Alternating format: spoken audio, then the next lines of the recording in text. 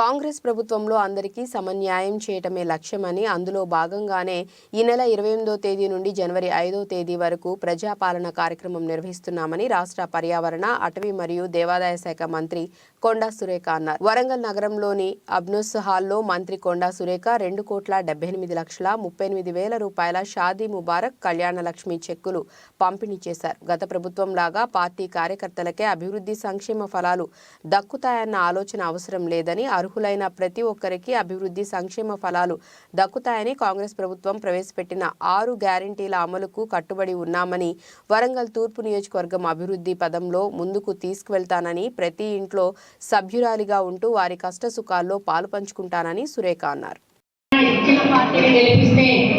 మాకు మంచి జరుగుతుందన్నటువంటి విశ్వాసంతో కాంగ్రెస్ పార్టీ అధికారం ఇచ్చినందుకు తెలంగాణ ప్రజలందరికీ కూడా ఈ వేదిక కృతజ్ఞతలు తెలియజేస్తా ఉన్నాం.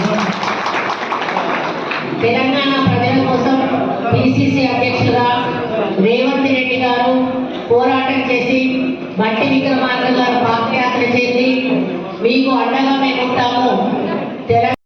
తెలంగాణ ప్రజలకు మంత్రినే కావచ్చు, కానీ వరంగల్ ఈస్ట్ ప్రజలకు మాత్రం నేను ఎమ్మెల్యేనే అనేటువంటి విషయాన్ని ఈ సందర్భంగా తెలియజేస్తాను.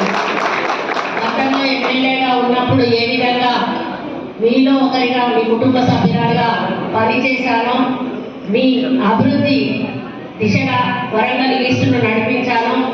అదే పద్ధతిలో రాబోయే రోజుల్లో కూడా వరంగల్ ఈస్ట్ను ప్రత్యేక దృష్టితో చూస్తూ, వరంగల్ నియోజక అభివృద్ధికి కృషి చేస్తూ, మీ సమస్యల పరిష్కారం దిశగా అడుగులు వేస్తూ, ప్రభుత్వం కావలసిన నిధులు రాబట్టి వరంగల్ ఈస్ట్ను అన్ని విధాలా కూడా ముందంజలో ఉంచుతానని ఈ వేదిక మీద నుంచి మీకు హామీ ఇస్తా ఉన్నాను.